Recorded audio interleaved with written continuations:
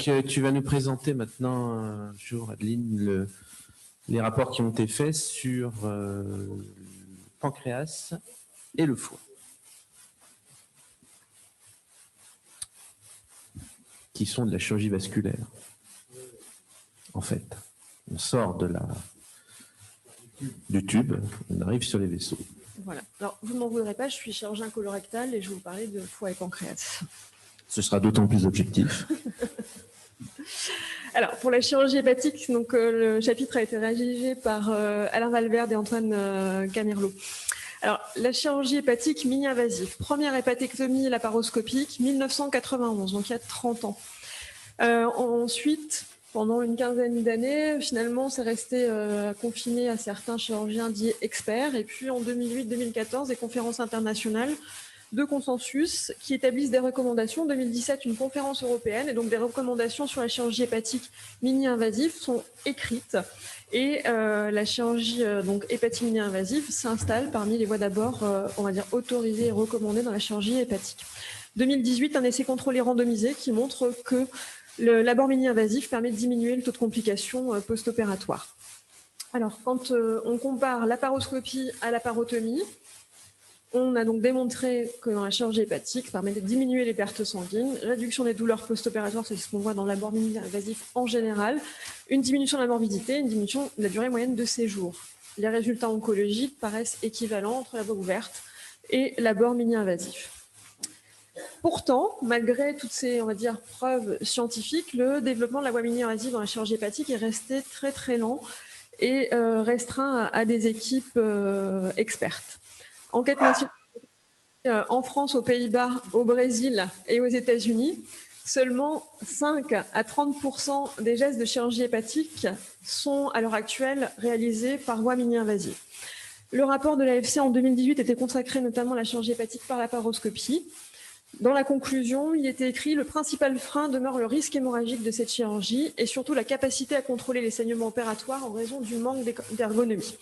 Donc finalement, ce sont les difficultés techniques qui s'inscrivent comme les principales limites au développement de la voie mini-invasive, alors que finalement le bénéfice pour le patient a été démontré dans les études dont je viens de parler.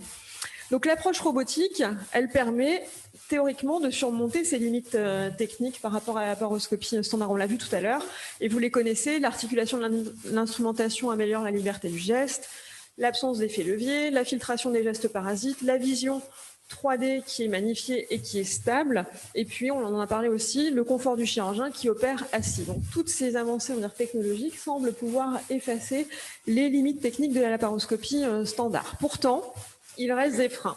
Donc le frein scientifique, parce que les preuves scientifiques à l'heure actuelle, elles restent de faible qualité. Il y a toujours le surcoût des procédures, on va en revenir dessus tout à l'heure. Et puis, il reste un frein technique pour la chirurgie hépatique. Certains reprochent l'absence d'un instrument robotique pour la dissection parenchymateuse. Et puis, il y a toujours cette crainte d'être à distance du patient en cas d'hémorragie péropératoire. Les résultats cliniques récents. Donc, quand on compare hépatectomie robotique versus hépatectomie par laparotomie, on a à notre disposition 3 méta-analyses. Durée opératoire diminuée dans la laparotomie. En ce qui concerne l'approche robotique, certaines séries montrent une diminution des pertes sanguines, une réduction des douleurs post-opératoires, une diminution de la morbidité, diminution de la moyenne de séjour. Toujours les mêmes conclusions et les résultats oncologiques apparaissent comme équivalents entre voie ouverte et approche robotique. Hépatectomie robotique versus laparoscopie, 8 séries rétrospectives, 5 méta-analyses, diminution de la durée opératoire, donc toujours les mêmes conclusions, on va dire, en faveur de la laparoscopie, diminution des pertes sanguines, pas de différence au niveau de taux de conversion. Les taux de résection R0 sont les mêmes entre les deux approches et la survie globale et sans récidive également. Par contre, quand on regarde dans ces séries, les hépatectomies majeures, c'est là que finalement on voit peut-être un intérêt pour l'assistance robotique. Pas de différence donc au niveau durée opératoire perte sanguine. Par contre, il y a une diminution de la morbidité globale dans les gestes avec approche robotique en cas d'hépatectomie majeure. Alors c'est pour ça que certaines équipes se sont dit peut-être que quand on veut comparer deux voies d'abord, au lieu de comparer tout type de chirurgie hépatique, il faut peut-être se concentrer sur les chirurgies plus difficiles, sur les segments postérieurs et voir si là on a une différence entre la laparoscopie standard et l'assistance robotique. Donc le score d'IWAT, c'est un score qui permet d'établir des niveaux de difficulté des interventions entre faible, intermédiaire, avancé et expert, et l'expérience nécessaire pour réaliser ces gestes par abord mini-invasifs. Donc ces deux séries sont appliquées à étudier s'il y avait un effet du robot sur les hépatectomies dites difficiles. Et dans ces deux séries, on voit que le robot va améliorer finalement l'accessibilité à la voie mini-invasive pour les hépatectomies difficiles, donc score d'IWAT supérieur à 6, et que ça permet de diminuer le taux de conversion et que ça réduit les complications post-opératoires. Les résections robotiques des segments postéro-supérieurs, donc qui sont les segments les plus difficiles en chirurgie hépatique mini-invasive, sont faisables, équivalentes, mais non supérieures à la laparoscopie. La courbe d'apprentissage, toujours même débat, complexe à évaluer, on l'a vu, revu, et on en reparle. Il y aurait une accélération de la courbe d'apprentissage avec l'assistance robotique par rapport à la cystoscopie pour la chirurgie hépatique. On l'a vu, l'analyse en elle-même, la courbe d'apprentissage, elle est très complexe. Il y a des méthodologies différentes et très variables qui sont utilisées dans les différents papiers qui sont publiés. À l'heure actuelle, on a juste 3 études de faible volume et il est difficile d'interpréter les résultats de ces études sur la courbe d'apprentissage. Donc, en France, on en parlait tout à l'heure au niveau de la formation, on a 2 programmes de diplôme interuniversitaire de chirurgie robotique, alors pas uniquement hépatique, colorectale, hépatobiliaire et pancréatique, qui permettent de former des chirurgiens à la chirurgie avec assistance robotique. Les études économiques, voilà, je vous ai mis, c'est au cœur du débat, on en parle depuis le début de la séance. Le coût de l'utilisation du robot, on l'a bien dit, il faut savoir discuter les coûts directs au bloc opératoire et puis les coûts globaux dans la prise en charge du patient. Les séries sembleraient montrer que la durée moyenne de séjour est plus courte pour une hépatectomie majeure avec l'assistance robotique. Donc finalement, est-ce que ça permettrait de gommer ce surcoût au bloc opératoire? Il n'y a pas d'études à l'heure actuelle qui ont intégré et analysé l'ensemble de ces coûts, donc on n'a pas de réponse pour la chirurgie hépatique. Ce qu'on sait, c'est que l'abord mini-invasif diminue les dépenses par rapport à la voie ouverte. Et on l'a vu dans les différentes publications, ce bénéfice, il n'apparaît plus quand on compare robot versus célioscopie standard.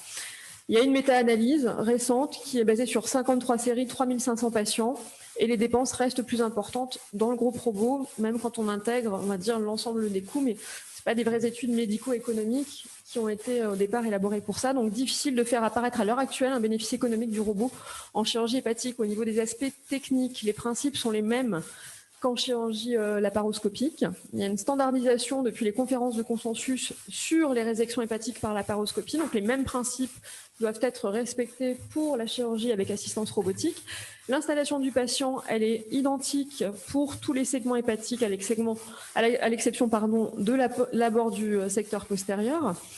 Ce qui est certain, c'est que, bien sûr, la chirurgie mini-invasive hépatique nécessite une expérience en chirurgie hépatique ouverte et laparoscopique, également des compétences avancées en chirurgie robotique. C'est peut-être là que la chirurgie conique peut s'installer pour la phase d'apprentissage. En ce qui concerne les difficultés qui peuvent être évoquées pour la réalisation de ces gestes avec assistance robotique, le contrôle du pédicule hépatique, il est peut-être plus facile parce qu'on a des instruments de célioscopie avec le robot qui sont articulés, qui permettent de contrôler plus facilement les différents éléments pédiculaires. L'absence de retour de force, on le voit au fil de l'apprentissage, finalement, il est compensé par l'accommodation visuelle. Le chirurgien à la console arrive à avoir visuellement une sensation de retour de force, avoir une idée de s'il serre trop fort ses nœuds, s'il tire trop fort sur ses fils. Le problème des outils pour la transection parenchymateuse, donc qui sont absents à l'heure actuelle, ils n'existent pas sur le robot. Alors, ils peuvent être utilisés par un chirurgien assistant. On peut aussi réaliser une chéliclasie à la pince bipolaire, qui existe comme instrument de robot. Et on peut également utiliser le système du CUSA. Le contrôle du saignement. Le robot permet de laisser en place une pince verrouillée. Une fois que la pince est verrouillée avec le bras du robot, elle ne bouge plus, ce qui permet au chirurgien qui a sa console de s'habiller stérilement et de venir contre son patient pour venir contrôler l'hémorragie. En ce qui concerne la conversion, ce qui est aussi un des reproches par certains chirurgiens hépatiques qui ne réalisent pas de chirurgie avec assistance robotique, c'est ce taux allongé de conversion du fait que le chirurgien est à la console et n'est pas habillé. Il a été évalué à environ une vingtaine de secondes. En conclusion, l'installation de la chirurgie avec assistance robotique dans la chirurgie hépatique en France, elle reste lente. Mais quand on regarde les données françaises, on voit qu'au fil des années, elle ne fait qu'augmenter. Donc, elle n'est pas encore devenue en pratique quotidienne pour tous les chirurgiens hépatiques, mais on voit qu'au fil du temps, il n'y a pas de recul, il y a une augmentation constante. Donc, ce qui est sûr, c'est qu'actuellement, en Asie, ils sont plus avancés qu'en Europe. Tout reste à développer en chirurgie hépatique, à la fois l'utilisation du repos, la standardisation des techniques, des hépatectomies, l'évaluation, les résultats. Et Alain Valverde l'a dit en présentation, la nécessité impérieuse d'un registre national qui va permettre d'évaluer en pratique la chirurgie hépatique avec assistance robotique. Je passe à d'autres domaines de la chirurgie hépatobiliaire et pancréatique, le pancréas. Donc, chapitre rédigé par Raphaël Bourdaria, François Mithieu et Omar Aledi. Donc, la chirurgie pancréatique, c'est un vaste sujet, puisque c'est un vaste domaine à la fois au niveau des pathologies, à la fois des tumeurs bénignes, des lésions malignes, des lésions à potentiel évolutif, et puis différents types de chirurgie, ce qui fait qu'il est difficile, on l'a dit dans la littérature et dans les essais, d'uniformiser, d'homogénéiser les différentes techniques chirurgicales et les différentes pathologies. La chirurgie pancréatique reste une prise en charge chirurgicale complexe. La DPC, j'ai mis plus, intervention de haut degré de technicité. On va surtout dans ce chapitre se concentrer sur la duodénopancréatectomie céphalique. La mortalité en chirurgie pancréatique reste élevée. On le sait, les complications post-opératoires, elles peuvent être particulièrement graves, voire mortelles. Et les objectifs des chirurgiens pancréatiques, leurs objectifs, ça reste d'améliorer les résultats à court terme par un meilleur contrôle de cette morbide mortalité et à long terme en tentant d'améliorer les résultats fonctionnels et oncologiques. Premier essai randomisé en chirurgie mini-invasive pancréatique, l'essai PLOT en 2017. Avantage pour la laparoscopie en termes de diminution des pertes sanguines, de diminution de la durée moyenne de séjour, pas de différence en termes de mortalité, de taux de résection R0, ni de ganglions prélevés. Un autre essai contrôlé randomisé, 2018, l'essai PADULAP. Avantage pour la laparoscopie en termes de morbidité, de durée moyenne de séjour, résultats oncologiques équivalents. Et puis l'essai Léopard 2 en 2018, aussi un essai contrôlé randomisé, qui comparait la laparotomie à la laparoscopie, diminution des pertes sanguines pour la laparoscopie, résultats oncologiques équivalents. Mais cet essai a été interrompu prématurément et on va voir que ça a un impact sur ce qui se passe maintenant pour la chirurgie pancréatique mini-invasive. Un essai interrompu prématurément en raison d'un taux élevé de morbidité. 50% versus 39% des complications de type d'Indo 3 et une mortalité de 10% versus 3% dans le groupe laparoscopique. Conclusion de cet essai, et surtout conclusion pour la majorité des chirurgiens qui pratiquent de la chirurgie pancréatique, suspicion persistante, la chirurgie pancréatique laparoscopique est dangereuse et de mauvaise qualité oncologique. Donc c'est ce qui est encore dit et c'est ce qui a un peu grévé le développement de l'abord mini-invasif dans la chirurgie pancréatique et notamment dans les équipes françaises. Alors les études comparatives de DPC robotique, elles existent. Chirurgie robotique non inférieure aux autres approches chirurgicales en termes de sécurité opératoire et de résultats oncologiques. Semble supérieure en termes de perte sanguine, de durée de séjour post-opératoire, manque d'études en provenance d'équipes françaises. Voilà. C'est ce qu'on appelle l'effet Léopard 2, le traumatisme de cet essai qui a été interrompu prématurément et qui a freiné de nombreuses équipes dans le développement de l'abord mini-invasif. Et puis d'autres études qui montrent une non-infériorité de la DPC robotique par rapport à l'abord ouvert. Les auteurs de ce chapitre ont écrit des recommandations pour bien expliquer qu'il faut réaliser ces interventions avec prudence. La DPC robot, elle nécessite de dominer la technique de la duodénopancréatectomie céphalique. Il y a une courbe d'apprentissage pour la voie ouverte qui est estimée à peu près 60 cas. Donc, ils considèrent qu'il faut être à l'aise dans la DPC en elle-même avant de se lancer dans la DPC par voie mini-invasive. Être bien à l'aise également en laparoscopie, les techniques sont superposables entre robots et céliaux.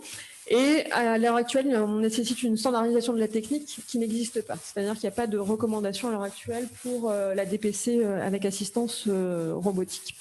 Répétition des procédures. Réaliser très régulièrement des procédures de DPC robotique et pas une fois de temps en temps. Courbe d'apprentissage est estimée aux alentours de 20 cas, donc pour des chirurgiens déjà experts dans la chirurgie du pancréas et de la tête du pancréas notamment. Progressivité en phase d'apprentissage, donc il recommande de décomposer en différents temps opératoires la DPC par voie mini-invasive et de ne pas forcément réaliser toute l'intervention par voie mini-invasive en début d'apprentissage et se fixer une barrière horaire, c'est-à-dire ne pas se retrouver à faire une intervention mini-invasive qui va durer 12 heures. Importance de l'aide opératoire, on l'a vu dans les films précédemment, l'aide opératoire dans la DPC va avoir un vrai rôle actif et ça doit être un chirurgien également aguerri à cette procédure. Pour les anastomoses, le problème de l'absence de retour de force, la peur de casser les fils lorsqu'on est en phase d'apprentissage, donc on l'a vu avec le temps, l'appréciation visuelle va permettre de gommer l'absence de retour de force. L'anastomose biliaire, elle semble peut-être facilitée avec l'assistance robotique parce qu'on peut faire des anastomoses manuelles, même sur des voies biliaires de petite taille, avec l'effet de grossissement de l'assistance robotique. Les anastomoses pancréatiques, on peut aussi bien réaliser de la pancréatico-jéjunale que de la pancréatico-gastrique, puis de la résection veineuse. Elles ont été décrites même en voie robot assistée. L'avenir de la chirurgie pancréatique robotique, donc elle semble s'installer dans la continuité des techniques de chirurgie mini-invasive. La duodénopancréatectomie céphalique, à l'heure actuelle, l'usage de la voie mini-invasive en elle-même ne fait pas consensus. Donc, pour l'instant, il n'y a pas de recommandation sur la réalisation de cette chirurgie avec l'assistance robotique. Grande prudence et grande progressivité dans le développement de cette chirurgie, puisqu'on le rappelle, une chirurgie qui a un fort potentiel de complications graves, et la chirurgie robotique, dans cette indication, en est encore à ses débuts. Je vous remercie. Merci beaucoup. Donc, la place pour une question ou un commentaire. Oui, la question posée, mais je pense qu'elle va s'inscrire dans le dernier topo. C'est une question relativement politique. Non, elle n'est pas politique. Bon, alors la question est, les conséquences de ces superbes techniques doivent nous interpeller dans le choix de notre spécialité passée au 28e rang, au choix de cette année de l'ECN. Ces techniques sont absolument superbes et doivent nous interpeller sur la carrière du chirurgien et sa préparation. Ma question n'est pas politique. Je pense qu'il faut, pour pouvoir être formé à ces techniques qui sont absolument superbes, j'ai connu ça dans les années 90 avec la CT, c'est peut-être de revoir, avant l'internat, qui est au choix de notre spécialité, passer au 28e rang à l'ECNI, c'est peut-être lors du cycle préparatoire, inciter et former sur des moniteurs, quel que soit le système qu'on veut mettre au point. On n'entend rien. Futurs internes. Micro. Oui, c'est pas assez fort? C'est mieux comme ça? Vous m'entendez mieux? Non. Vous m'entendez mieux? Non.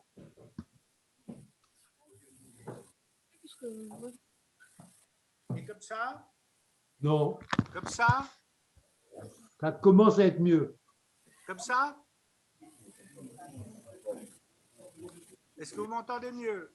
C'est acceptable, mais c'est pas terrible. Je pense qu'on va passer, on va continuer les débats. Je pense que Ça vous dérange qu'on interpelle la chirurgie sur ce sujet-là? C'est désolant. C'est quand même le rôle de notre compagnie de se pencher, non pas sur l'ultra spécialité qui est magnifique, mais sur le problème qu'au 28e rang, la chirurgie viscérale a été choisie cette année. Ça mérite d'en parler. Oui, mais c'est le rôle du modérateur de classer les questions. Cette question arrivera donc en fin de topo, qui s'appelle Avenir et perspectives. Donc, on te redonnera la parole tout à l'heure. Je te remercie.